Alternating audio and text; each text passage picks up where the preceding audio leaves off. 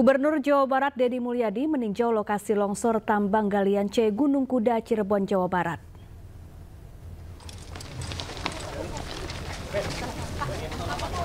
Deddy Mulyadi bersama jajaran memantau proses evakuasi area penambangan Gunung Kuda, Kecamatan Duku Puntang, Kabupaten Cirebon, Jawa Barat. Deddy menjamin saat ini izin perusahaan yang mengelola area penambangan sudah dihentikan.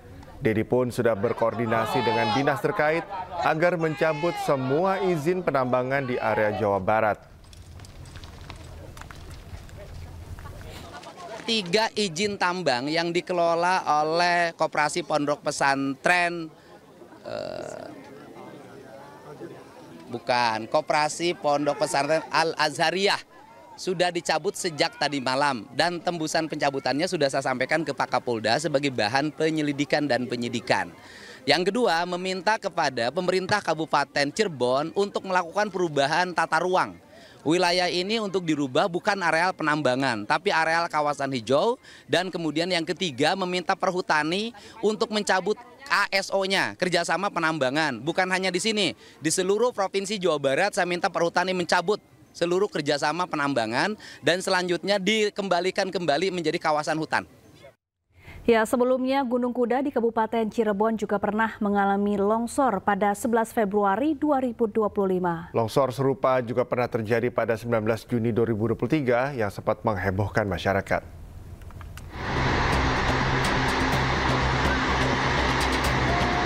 Gunung Kuda bukanlah nama baru dalam daftar lokasi rawan bencana tambang di Cirebon. Pada 11 Februari 2025, lokasi yang sama sempat mengalami longsor. Meski tidak memakan korban jiwa karena aktivitas penambangan dihentikan sementara saat itu, peringatan dari para ahli geologi dan lingkungan telah dilontarkan sejak lama. Namun hal tersebut tidak ditindaklanjuti dengan langkah konkret oleh pihak pengelola penambangan batu andesit di Gunung Kuda yang memang menjadi sumber mata pencaharian bagi ratusan warga sekitar. Namun aktivitas ini dinilai tidak sebanding dengan resiko keselamatan dan kerusakan lingkungan yang ditimbulkan. Sebelumnya pada 19 Juni 2023, longsoran besar juga terjadi di lokasi galian C Gunung Kuda, Kecamatan Duku Puntang, Kabupaten Cirebon, Jawa Barat. Pengelola tambang mengaku peristiwa ini sengaja dilakukan sebagai bagian dari aktivitas pertambangan. Detik-detik longsor tambang galian C Gunung Kuda sempat menghebohkan masyarakat karena guguran material tanah dan batuan menyebabkan debu yang membumbung tinggi di sekitar area tambang. Menurut pengelola galian C, longsoran yang terjadi merupakan bagian dari kegiatan pertambangan. Undercutting dilakukan karena masih belum ada akses untuk pertambangan di jalur atas. Tidak ada korban jiwa saat terjadi longsor yang dibuat secara sengaja ini. Pihak pengelola memastikan seluruh area sudah bersih sebelum longsoran dilakukan.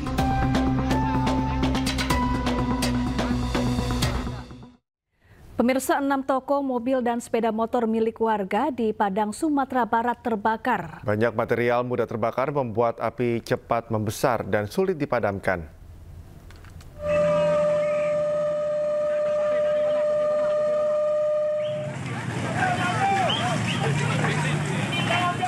Api dan asap tebal menyelimuti kawasan Parupuak Tabing, Padang, Sumatera Barat. 6 bangunan toko milik warga hangus terbakar di Lalapsi, Jago Merah. Selain itu, sebuah mobil dan 1 sepeda motor yang terparkir juga ikut ludes terbakar. Banyaknya material mudah terbakar membuat api dengan cepat membesar. 4 unit mobil pemadam kebakaran dikerahkan ke lokasi. Api berhasil dipadamkan setelah 1 jam proses pemadaman. Tidak ada korban jiwa dalam peristiwa ini, adapun kerugian akibat kebakaran ditaksir mencapai 2 miliar rupiah. Sementara penyebab kebakaran masih dalam penyelidikan. Dari Padang, Sumatera Barat, Budi Sunandar, iNews melaporkan. Pencopet wanita yang berpura-pura sebagai pembeli ditangkap warga di Pasar Jakabaring, Palembang, Sumatera Selatan. Pelaku beraksi dengan memepet korban untuk mengambil dompet, namun ketahuan warga.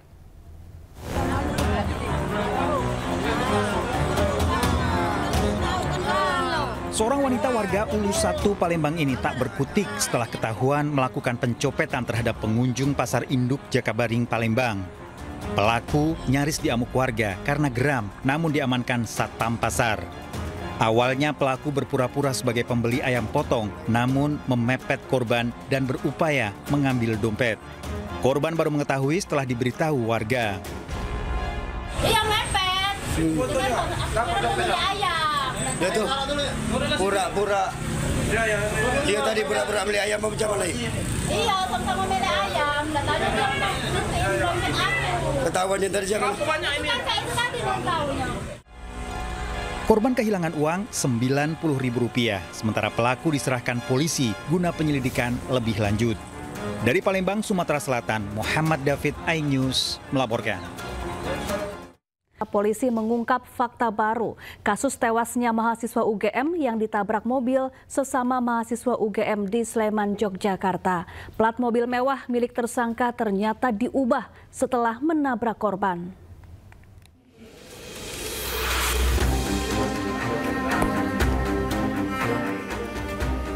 Ada fakta terbaru dalam kasus kecelakaan yang merenggut nyawa Argo Eriko Afandi, seorang mahasiswa Universitas Gadjah Mada di Sleman, Yogyakarta.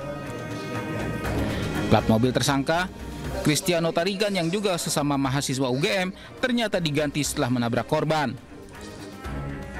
Dalam video, mobil mewah tersangka sebelumnya bernomor polisi F1206. Namun saat diamankan polisi, terungkap nomor polisi mobil berubah menjadi B1442 NAC. Polisi pun menangkap seorang terduga pelaku berinisial IV yang mengganti plat mobil tersangka. Dan aksinya terekam kamera CCTV Mapolsek Ngaglik. Terduga pelaku berdalih ingin mengambil barang di dalam mobil saat mengganti plat nomor mobil tersangka. Polisi juga mengamankan 2 pelaku lainnya berinisial WI dan NR. Itu orang itu datang lagi ke situ, ya, kemudian mengganti plat nomor. Ya, di CCTV ada. Mengganti plat nomor, yang plat nomor F diganti plat nomor B. Yang plat nomor B ini sesuai dengan STNK. Sebelumnya beredar di media sosial, mobil mewah milik tersangka Cristiano Tarigan berbeda plat nomor usai menabrak korban Argo Eriko. Menurut polisi, mobil pelaku menggunakan plat palsu saat menabrak korban. Tim Liputan iNews melaporkan.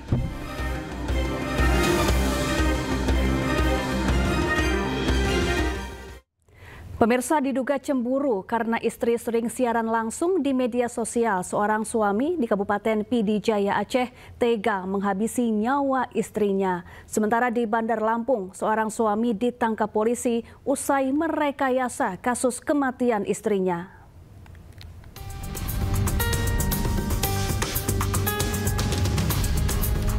Seorang suami berinisial S 54 tahun, seorang nelayan, tega membunuh istrinya berinisial HR 43 tahun di Kabupaten PD Jaya Aceh. Sebelum kejadian, korban bersama suaminya cekcok di dalam kamar. Korban menelpon seseorang yang membuat pelaku emosi dan membanting ponsel korban. Pembunuhan diduga akibat pelaku cemburu, sang istri melakukan siaran langsung di media sosial. Jasad korban pertama kali ditemukan anaknya dalam posisi tengkurap di tempat tidur. Sementara pelaku yang kabur usai kejadian berhasil ditangkap di Kecamatan Tringgadeng. Itu sebenarnya motifnya cemburu karena keterangan daripada tersangka suaminya, keterangan daripada si suami korban bahwa si korban ini katanya sering live TikTok dan chatting dan sering nelpon. Makanya pada malam itu terjadi percecokan, kemudian dihabisi nyawa korban pada malam harinya. Atas perbuatannya pelaku dijerat dengan pasal 338 KUHP junto pasal 351 ayat 3 KUHP dengan ancaman hukuman maksimal 15 tahun penjara. Buat Gubernur Jawa Barat Deddy Mulyadi marah, 20 supporter Persikas Subang yang menggelar aksi Selamatkan Persikas ditangkap polisi. Usai diperiksa dan didata, mereka akhirnya dipulangkan. 20 orang supporter Persikas ini dipulangkan Satreskrim Polres Subang usai diperiksa dan didata. Mereka ditangkap polisi usai menggelar aksi Selamatkan Persikas di acara Gubernur Jawa Barat Deddy Mulyadi di Kecamatan Ciasem, Subang, Rabu malam.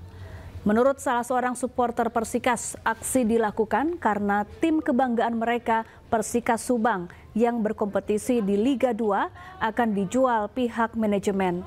Mereka ingin meminta Bupati Subang yang hadir di acara tersebut juga menyelamatkan Persikas dari rencana penjualan. Sementara Polres Subang berdalih hanya mendata dan memastikan mereka benar-benar supporter Persikas dan bukan penyusup yang berbuat onar. Mungkin rekan-rekan itu ingin menyuarakan aspirasi karena tim kebanggaan Kota Subang sedang ada rumor akan beralih ke Sumatera Selatan. Dan mungkin untuk penyampaian aspirasinya kita sangat menyayangkan karena tidak sesuai dengan timing dan kondisinya. Mungkin juga bisa jadi pembelajaran untuk kita bagaimana untuk menyampaikan pendapat. Pendataan tersebut adalah kami ingin betul-betul orang-orang tersebut merupakan supporter Persikas dan tidak disusupi oleh oknum-oknum lain yang punya maksud yang tidak baik. Sehingga kami datakan pada saat itu, namun ketika kami hubungi pihak orang tua maupun pihak yang bersangkutan, HP-nya tidak aktif, sehingga kami secara persuasif.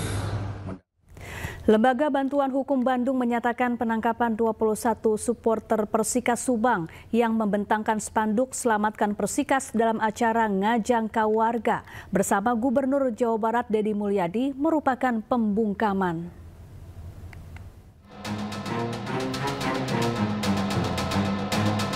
Melalui media sosial Instagram, LBH Bandung mengecam keras tindakan represif atau mendekat yang dilakukan aparat terhadap aksi damai tersebut. Bahkan LBH Bandung menyesalkan sikap Gubernur Deddy Mulyadi yang menunjukkan sikap tidak simpati pada anak-anak muda itu. LBH menganggap penangkapan yang dilakukan tanpa adanya tuduhan jelas dan prosedur menyimpang merupakan pelanggaran HAM serta bentuk penyelewengan kewenangan dari sebuah institusi negara.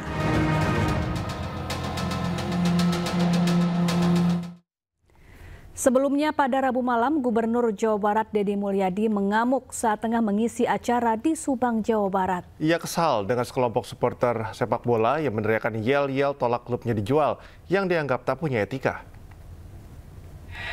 Berhenti kamu! Duduk! Ini bukan forum Persikas, ini forum saya.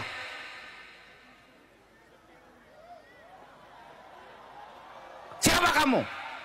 Tolong spanduknya. Gubernur Jawa Barat Deddy Mulyadi mengamuk saat hadir di acara Ngajangka Rakyat di Desa Sukamandi Jaya, Kecamatan Ciasem, Subang, Rabu 28 Mei 2025. Deddy bahkan bangkit dari duduknya dan melanjutkan kemarahannya.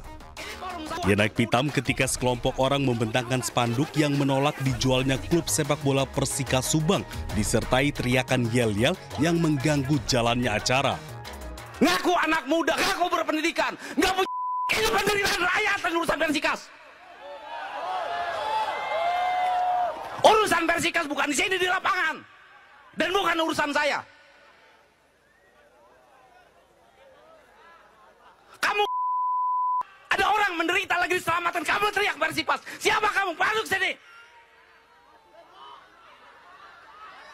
Cari siapa orangnya dengan saya sini. Deddy Mulyadi marah karena saat insiden terjadi ia tengah berdiskusi dengan ibu 4 anak yang ditinggal suaminya menikah lagi. Usai kejadian, Deddy pun memberikan penjelasan di akun Instagram pribadinya. Ia menyebut kemarahannya bukan soal penolakan kritik, melainkan soal sikap dan etika dalam menyampaikan aspirasi. Saya malam itu marah karena ada sekelompok orang yang tidak memiliki adab dalam hidupnya. Di saat air mata jatuh karena rasa empati pada derita seorang ibu yang memiliki 4 anak dan membiayai mereka hanya dengan memungut botol-botol bekas, tetapi anaknya bisa tumbuh dengan baik. Suaminya menikah lagi dengan orang lain. ini berteriak yel-yel untuk menyelamatkan Persikas karena klubnya berpindah tempat dibeli oleh pihak lain. Tentunya sikap ini adalah sikap yang tidak beradab, yang menempatkan sebuah masalah tidak pada tempatnya. Dedi pun menyebut tindakan para pembawa spanduk tidak beradab, tidak empatik, dan lebih mementingkan ego daripada kemanusiaan. Persikas merupakan tim sepak bola asal Subang yang berkompetisi di Liga 2. Dedi menyebut saat ini masyarakat Subang lebih membutuhkan jalan dan sekolah yang baik dibanding Persikas. Mengelola sepak bola butuh biaya besar dan Dedi pun menilai uang Pemda Subang tidak akan cukup.